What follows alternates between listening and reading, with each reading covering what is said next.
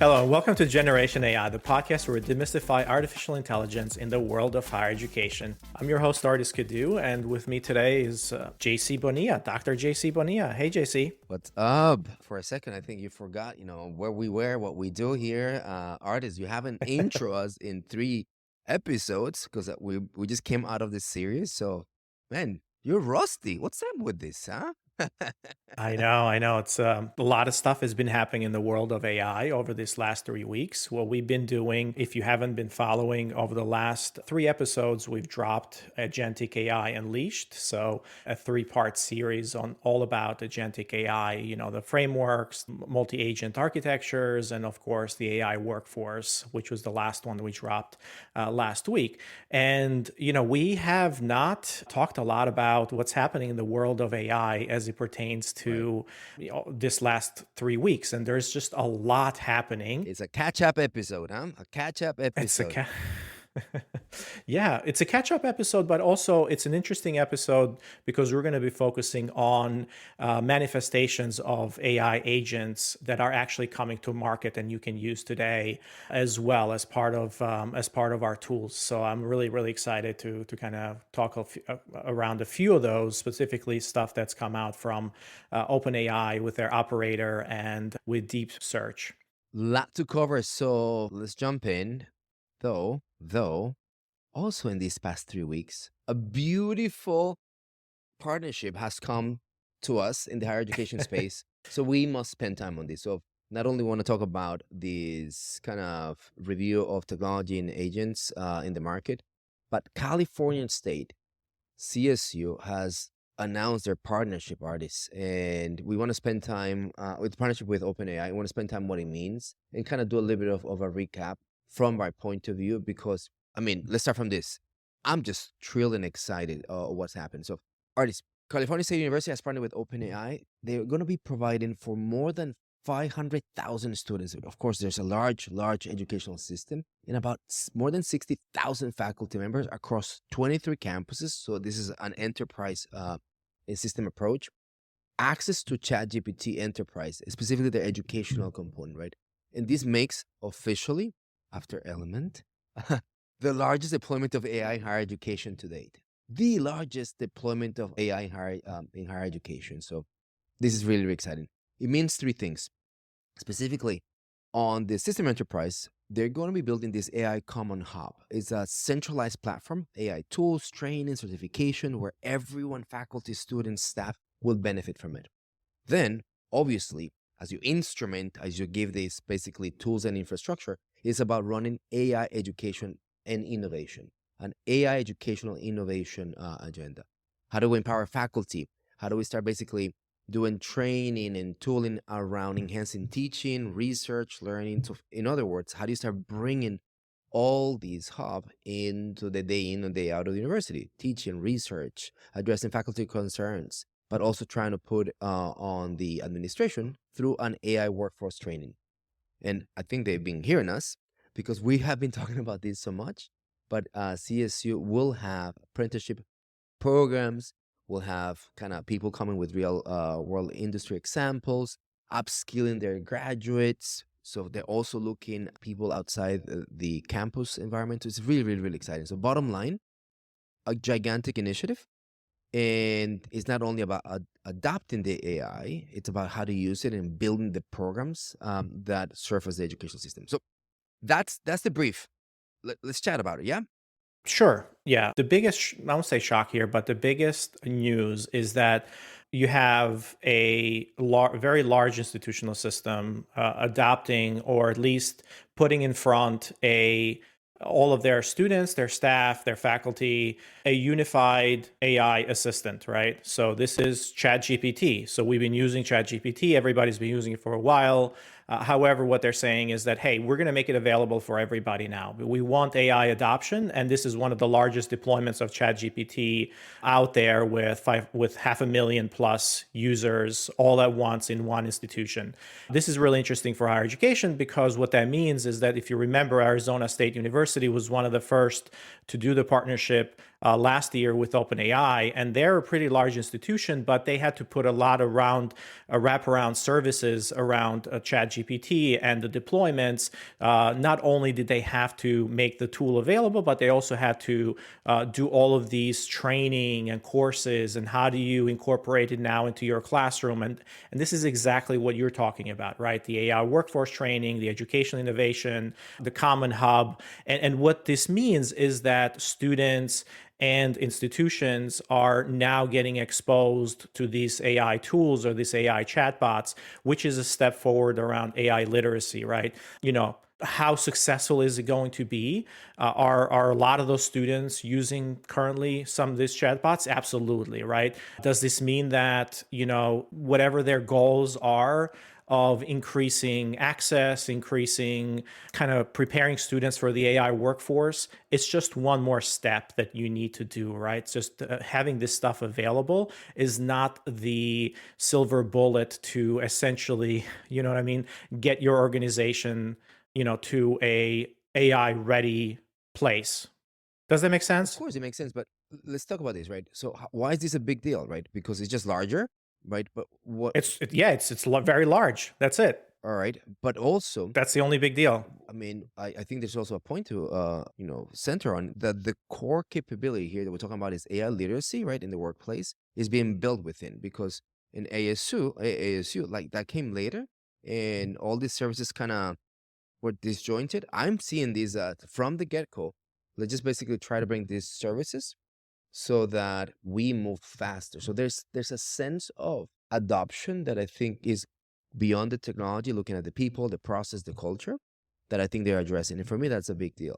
Do you agree? Do you think that's kind of water under the bridge? It's just size, or there's something different on prior tech adoptions, ASUs alike?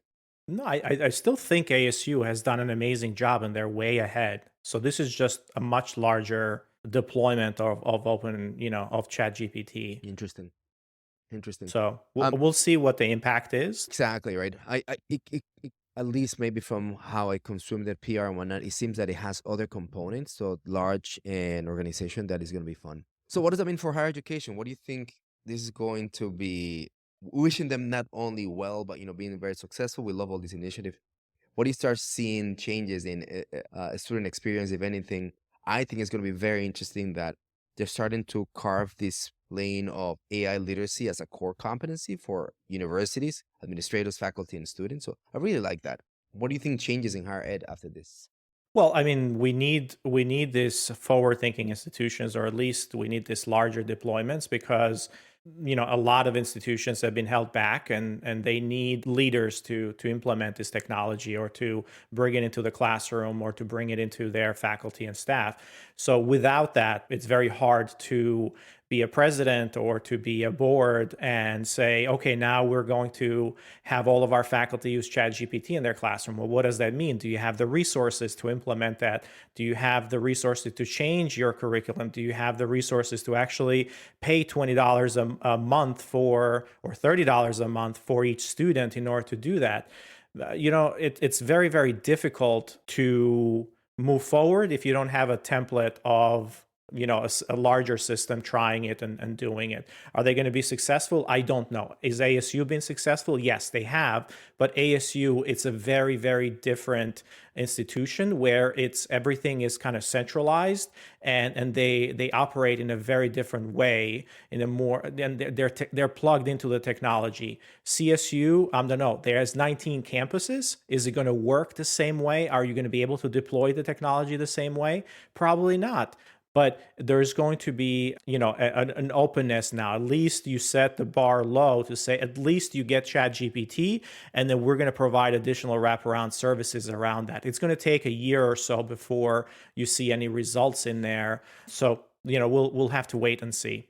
Your point on the risks, I think it's super interesting.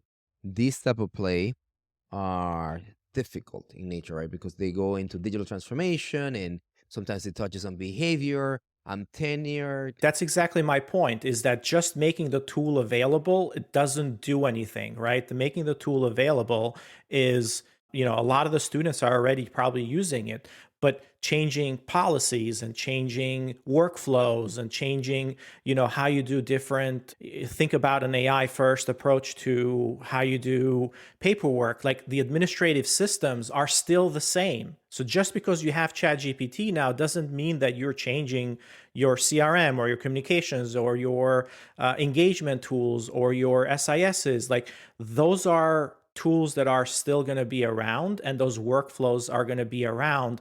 So focusing on workflows is going to be really, really important rather than, oh, here's a technology. This reminds me, JC, and of course you need to do this first, right, in order to get it started. But it reminds me on the laptops that where everybody got a laptop. Like if a student doesn't have a laptop or doesn't have access to it, like you basically give a laptop to everybody. You include it as part of their tuition or whatever, but you now have everybody on the same platform, and you assume that you're teaching, or you assume that you have certain access to this foundational technology. That's a good analogy, because what I guess we're centering around is this is exciting, right? And it looks like there's an investment in centralizing technology infrastructure.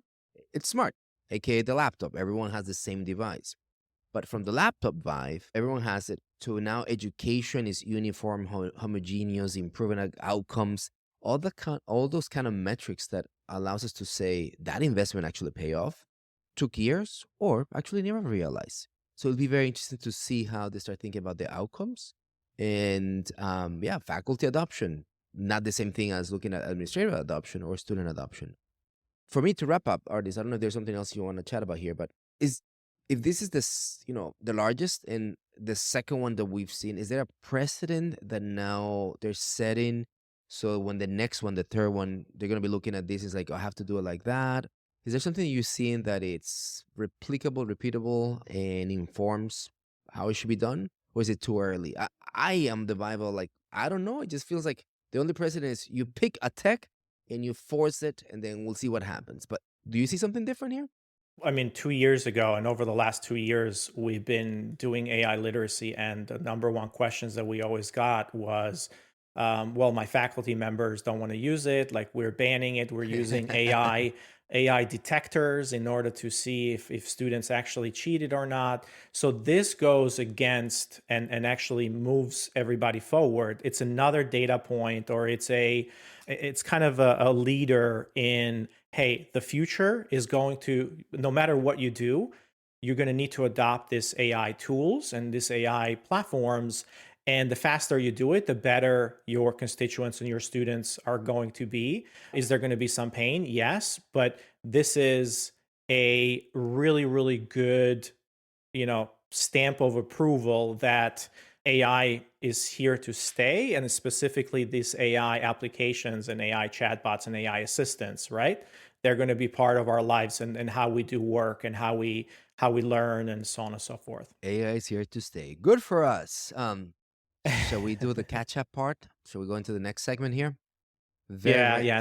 Speaking of catch up, speaking of AI is here to stay. It's actually been accelerated. So we talked a lot about the 3 episodes on agentic AI, and what's been really interesting is that this last 2 weeks, there has been a tremendous talk everywhere, mainstream media, on Deepseek. So Deepseek has been kind of the conversation on AI, and for those of you who haven't kind of followed up, Deepseek is a new AI model. So there's two models. One of them, Deepseek R1. Research, and the other one, Deepseek R1, which is a reasoning model. It's available here in the U.S. and through an app as well. But it's actually a Chinese company who developed the model. And the biggest impact, or why this took the AI world by storm over the last 2 weeks and also the markets, is that there is a lot of really great innovations that went into training this new model. And perhaps the biggest signal was that this model apparently was trained with, the training cost was only $6 million. So that is the number one key on why our financial systems and why everybody was freaking out, at least on the market side, because before we thought in order to train a model at this capability, which is up there with the reasoning models from OpenAI with O1 and so on and so forth, you needed to have hundreds of millions of dollars, if not billions of dollars, in compute in order to train a model of this capability. Right. What the Chinese researchers at Deepseek have shown is that they have innovated on multiple levels of the technology. They have innovated on the way they do a lot of different things in there. This is called a mixture of experts model. So they've innovated in how they do that, the attention and how they do the reasoning. Now, there is, debate if this is actually cost 6 million or it costs a lot more than that. Most likely it costs a lot more than that, but that is not the point. There's really true innovation that's happened here, and it's coming from China. So the whole idea is, wow, China has been kind of in the background, and we are now starting. Essentially, this has been the Sputnik moment for AI Nice here reference. in the US, Yep. right? Yeah. So the Sputnik moment is, if you remember, well, you don't, I wasn't around, of course, but this is in the, As we've been told. It started the space, Yep. the Space space race, war, yeah. right? Space race, right. So the Sputnik was, was purely the first satellite that the Russians put into orbit, but it freaked out the US. And now it propelled a lot of innovation and essentially a lot of resources to say, we have to win the space war. And of course, we all know what happened there and the resources, but this is another one. This is another Sputnik moment where a Chinese player has come into the market with a very inexpensive model that is so far ahead of where this type of model with this type of resources should be able to be. And the US folks are behind. So now this will kind of propel the innovation that's happening. What I truly think is that DeepSeek is, first of all, it's an amazing engineering feat, and they've done some really incredible things that a lot of the other research labs are taking into it. But what it's done is that it's open source. So a reasoning model that's open source. The open weights are available. It's being incorporated in a lot of different kind of, runtimes and so on and so forth. But it's also pushing the price down drastically. Right. So it's much smaller. It's, the reasoning component of it. If you haven't had a chance to play with it, I'm not sure if the app is still available now, or you can download it because it was blocked a couple of days ago. And then also the capacity was, but essentially, it's the first model that it gives you the reasoning behind what's happening. It shows you exactly the reasoning on how it's thinking about a question. And this reasoning models is what is making agentic AI possible today, and what's going to kind of unlock agentic AI, because you need this reasoning models in order for agents to reason about problems and to reason about, tool use and so on and so forth. And hence, where we are today is an acceleration of the AI applications. Right. No longer do we now think like, oh, all the money needs to go into the big labs in order, and that's your defendable moat in terms of you build these large language models and you put millions or billions of dollars into it. And then that model is going to provide all of the economics to you. Now that's shifting. It's like, wait a minute. You can, the models are getting commoditized, and the value is transitioning to actually the applications and building of the applications. So this change in framework in the research and the model build versus now it's the usage of those models, right? It's the usage and the applications that the value is going into. So hence why everybody kind of freaked out, because most of the money was most of the NVIDIA hardware or the AI was being bought by the big labs. And then when everybody's like, well, you can build this stuff for a lot cheaper. And of course, everybody shorted NVIDIA. So we saw the story, which is unfounded, by the way.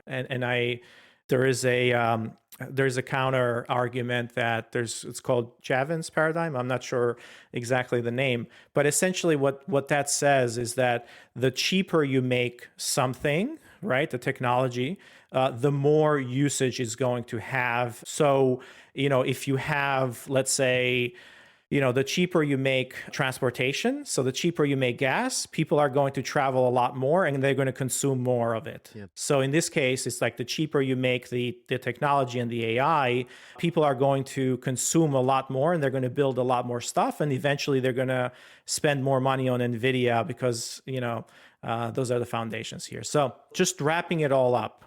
Do you have any questions? No, I'm good. So I just want to recap everybody. So we're talking about DeepSeek, specifically R1, open source, matches GTP4, and as Ardis just walk us through, this is an engineering feed, right? And it's basically deployed to us at a much lower cost.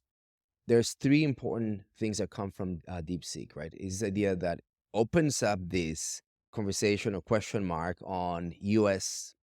Dominance on the AI race, and now it basically says not only U.S., China enters the picture. And towards your later point, I think is really, really exciting and interesting for us to talk about. Well, in a Chinese capability and kind of how they introduce technology and they globalize, it's a capability towards doing more with less, right? We've seen that in manufacturers, and that basically has been introduced. It's exciting. It democratizes AI. It gives a new paradigm on how, like, the true cost of this, and then we saw everyone's 401ks being affected by it. The geopolitics is interesting. I just wanted to basically slow down the geopolitics because what has happened, right, is that it became the largest download on the app stores, and then all of a sudden the whole constraints, that basically the walls of accessibility come down, and you cannot use it if you're in the government, things like that, because there is the Chinese factor on it behind the scenes of privacy. Well, I want to separate. There's two things in there. Yeah, that's what before we move on, I want to talk about that because people may be saying, but if you get it, they're going to be spying on you. Like, let's talk about, Yes. what do we know so far about the safety of it and like the TikTok vibes of it? Like, it's Chinese and therefore, there's propaganda and all those type of things. So talk more about the geopolitics of this. So we have to separate, and this is perhaps one of the misconceptions of these models is that Yeah. the model is open source, so open weight, so you can download it and you can run it on your machine, and it's small enough that you can run it on your machine, and you don't need, it's just a computer program that runs on your machine. It doesn't phone home. There's nothing like that, right? It's basically a whole bunch of math that runs on your machine, and it predicts the next word and the next word and so on and so forth. However, not everybody can do it. It can run these models on their machines. So there's a cloud provider that you run it on. So somebody puts together a nice front end to it, which is the ChatGPT or the conversational interface, and then you interact with the model through this nice website. And then the model, like that website, is actually hosted. In this case, in DeepSeek, it's hosted in China or Singapore or whatever it is, right? So the company that hosts that model and hosts it for you, they're, the Chinese company. So they'll save the data, and your data, if you use it through the app or through their website, it's going to be stored in China and it's going to be used through that. So that's why a lot of people are blocking the website and the app, because you're essentially downloading a Chinese website, or you're downloading something that's, your data can be now private.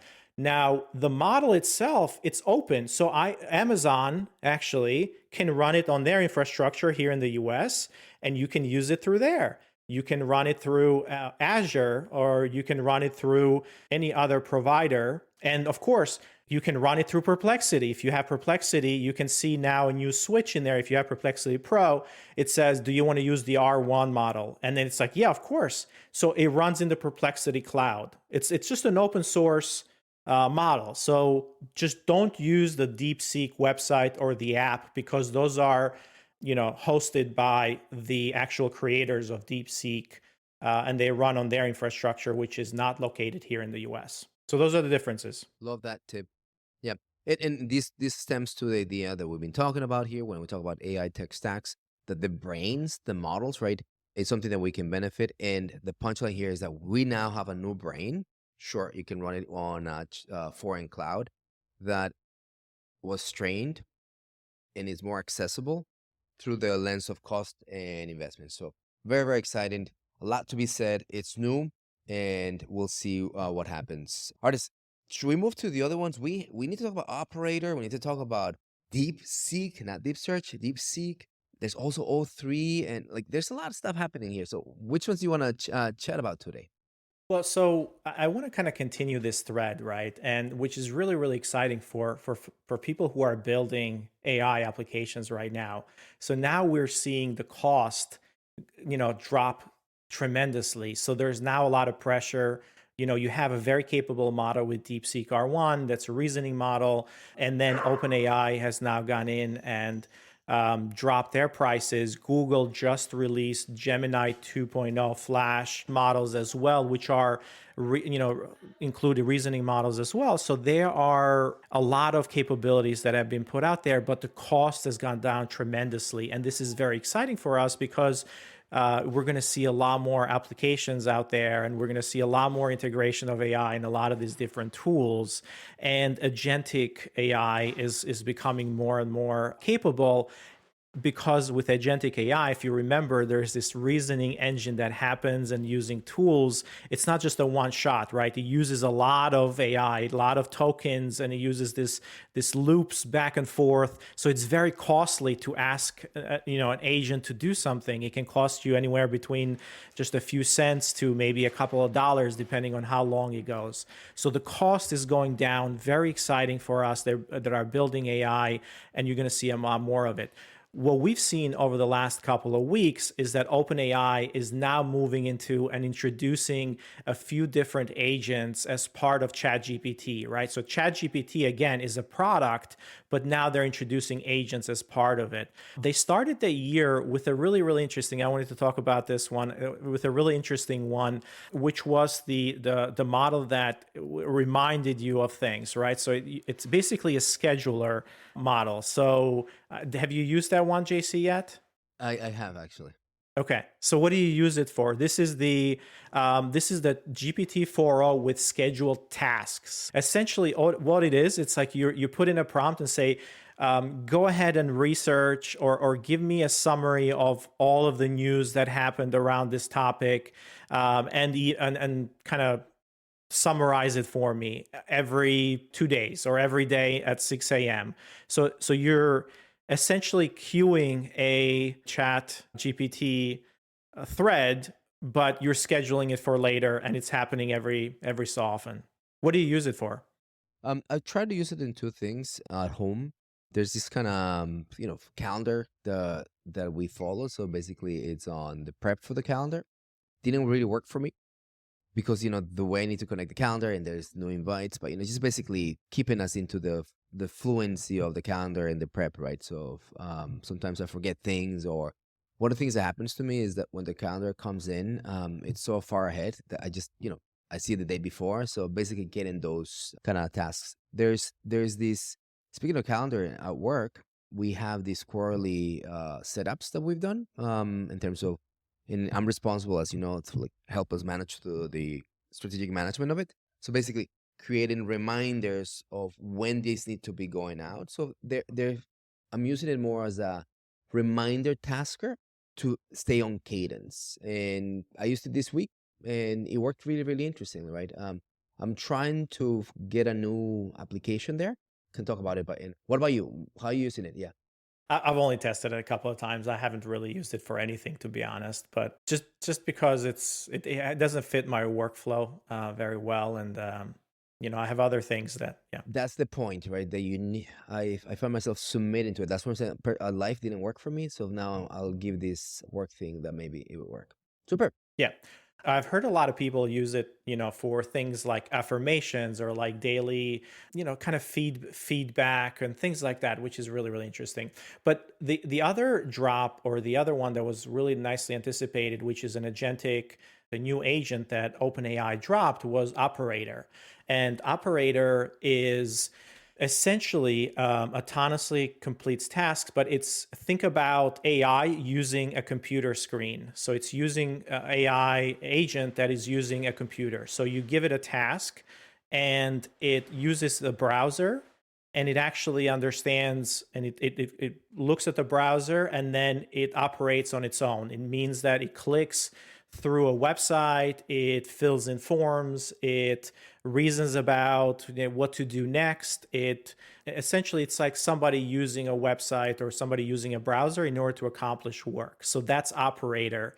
Now, this is really, really interesting because it's the first time, well, it's actually the second time, because Anthropic introduced something similar, which is computer use tool, but it was very complicated. With Operator, they have gotten a lot of things right, and it can actually autonomously do a lot of work. So you can ask it to go ahead and book a restaurant, or go ahead and book a flight, or go ahead, in our case, in higher education, like if you were somebody, you can say, go ahead and research my website to see if you can find X, or go ahead and find events that are relevant to me for Y.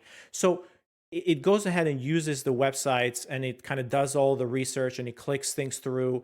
You can also use it to fill out forms. I'm starting to use it a little bit more around kind of outreach or LinkedIn outreach, because it's able to go in and it can hand you access to the browser as well. So it's kind of a collaborator with you, right? It's like an assistant agent model, where if it gets stopped, it'll ask you, hey, can you give me the credentials of your LinkedIn, because I don't have them. So you can take control, you can enter your credentials, you log in, and then you'll go from there now to continue the task. So it's pretty cool. Yeah, it's a very interesting. I've seen videos on how it works. Unfortunately, is behind the pro package, so you have to do the $200 a month subscription. So I haven't played with it myself.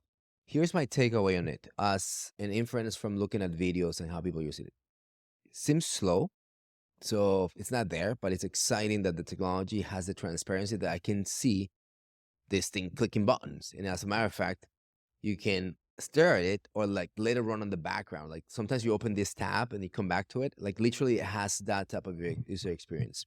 Number two, holy crap. Very interesting that you can do a lot of e-commerce, support you in this kind of transactional thing, which then takes me to my third point. Do I trust my credit cards in these environments? Do I trust this type of security on my ID, my persona, to like take it to the next level? And if the answer is yes, this is very exciting. If you're one of those that doesn't feel comfortable with it, it's going to be limited, because it needs to have passwords, it needs to have logins to really Yeah. deliver next level. So there's an aspect of trust. Right. So it's not your browser. It's actually like it's a browser that's in the data center or whatever, and it's using that browser. So it doesn't have all your passwords. It doesn't have all that, and that's perhaps why things are so slow. So if this is able to work on your browser, it'll be a lot faster. But it's actually working on a different browser. So like those passwords and everything kind of gets wiped out after that session. So it's kind of a single use session. At least that's what the documentation and what everybody says. So I wouldn't worry too much about it. This is the first iteration of this. It's amazing at what it can do and how autonomously it can do that. It can do work and can work for minutes, and sometimes even longer than that, hours, and kind of accomplish things. Think about it in the research context. Think about it as doing research for schools. It's like, okay, go to this website and go to this website and pull this information, and then go to this one and fill in a form. So that's going to be a lot easier, because most of our interfaces today are through the browser, and that's the interface of these agents. So that's why the first iteration is, hey, teach the AI agents how to use the websites or how to use a browser. And then the next phase is going to be, okay, now we're going to embed that as part of your screens, so it has all your context around it. And then the next phase will be websites actually having, tooling that agents can actually use, without going through the interface. But that's the future. But I really like Operator.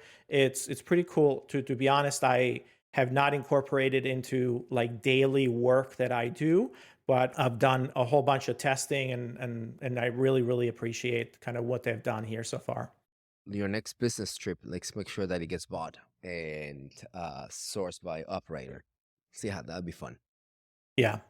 Speaking of things that are behind the Pro subscription, can we please talk about Deep Search? I'm really excited about this one, Artist. And have you used it? I think I have used it more than any other feature on the Pro. So you have Sora on Pro, you have Operator, you have obviously some of the other. I think Deep Research is, I got to say, it's my favorite tool that they have added or favorite agent. So, what that means, what Deep Research is, so if you have Gemini Advanced, and if you buy that, you have something called Gemini with Deep Research. So, what it does, it's an agent that they build on Gemini, and it will go through and pull in hundreds of different websites. You can ask it a question, it will decompose that question with different steps. It will go do the research and then come back and summarize and give you a report, give you a 10,000 page report, 20,000 page report. But it's actually, it's okay. It's not the greatest, right? OpenAI now has introduced Deep Search, which is very similar. And what it will do is that you can ask it a question and it will come back and ask you clarifying questions, JC. It's actually going to come back and ask you clarifying questions.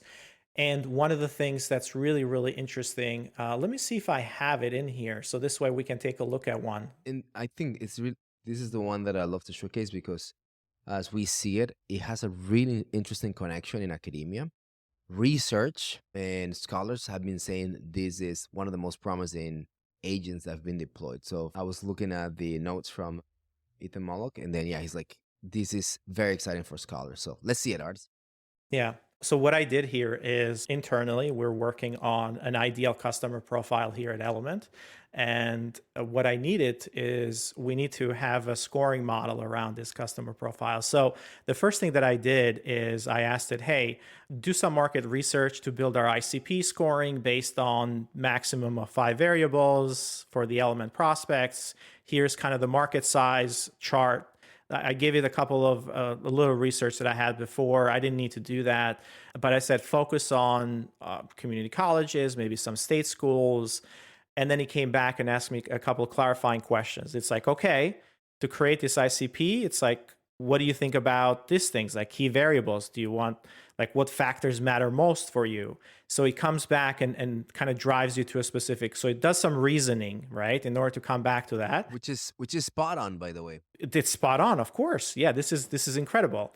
And then I provided it some more feedback around those questions, and then he went ahead and said, "Great, I got it. I'm going to develop this ICP for you on the scoring model, and then here's what we're going to do." So we went back and it did research for 8 minutes, right? 8 minutes, and it used 15 sources. So you can see over here, it used 15 sources, and you can see the thinking and the reasoning behind it. So it's actually going through step by step, looking at the ICP, doing research, coming back, digesting and reasoning around that research, going back and doing more research and more searches, coming back, and essentially it put together a really extended ICP scoring model for us with kind of data backed insights on the best institutions, why those are that way. So think about this as a KPMG, or think about this as a, like a BCG, or like one of the big consulting firms. And this is what they're doing. So the cost of this research is now gone to, I guess, $200 maybe, for 100 of these, because you only get 100 of these every month, right? You get 100 of these deep research questions every month. But here's what we did. So it's $2. If you get 100 of these and you're paying $200, so these researches this cost $2. Wow. Mm-hmm. Everybody, just to contextualize it, I did a similar approach at the company through a data science approach. So we got the data, we fit a model, we basically ended up with certain type of heuristics and the scores 15, 18 hours later, right? Multiply and add my hours and our data scientist hours. So and we're not a KPMG type of outfit that would charge this. Was just internal cost to the organization. I don't know, easily. This was a $10,000 project in Ardis about 2 weeks. 8 minutes, $2. This is just basically what we're seeing here is how this world, it's exciting and it changes in front of our eyes. Yeah. So this can produce a research paper for Yeah. you. Even I would say not necessarily a PhD, but the difference between deep search and what Google has, I'm sure they'll improve it with deep research. I've Google been just seeing notes. produces a lot of sources, but it doesn't reason through those Yeah. sources. So this is where the more capable models that OpenAI has produced, and it uses a lot of the O3 models underneath it, right? It does these reasoning models, similar to what we just talked about, Deep Yeah. Search R1. But artists been hearing a lot of comments that this is PhD like, as in, if you were to have a PhD student work on a paper, this is what they produce, right? And it has that level capacity. By the way, artists, just as a side note, you know how we speak about cars in horsepower as a unit of power? I've been thinking a lot, what is the unit of power of this type of LLM? So I've been thinking about PhD students. So like it's 2 PhD students, 3 PhD students. And there's this something about smarts that you introduced early on that I think it's starting to catch on, because what you're trying to understand is how powerful these things are. And they have a construct of, in the case of cars, an animal, or which was the prior thing that carried us. So now there's something about the research or the PhD that is emergent is very interesting. Very interesting. Love this. So, artists, we can keep on going on this. There are many other things that we need to talk about. We need to talk about tools like Replit, O3. But today we need to bring this to a conclusion. Everybody, CSU is in front of us with an opportunity to standardize an AI practice to infrastructure, wishing them a ton of good luck. But for you listeners, and if you're able to benefit from the pro subscriptions, very interesting tools in front of you. And I appreciate Ardis's demo here and how OpenAI Deep Research is helping him and the company. Ardis, want to send us off? Till next time, everybody, this is exciting. If you need to understand more tool uses or some of these other tools that are available, I would highly recommend that you attend our AI Engage Summit. It's actually at the end of the month, at the end of February, 24th and 25th, or 25th and 26th. You can go to the Element website and register for it. It's going to be 2 days with packed sessions. It's virtual sessions. And we're kicking off. Yeah, we're kicking off. That's right. Keynotes. We're keynotes. All right, everyone. Till next time. Thank you. Bye-bye. Generation AI is part of the Enrollify podcast network. If you like this podcast, chances are you're going to like other Enrollify shows too.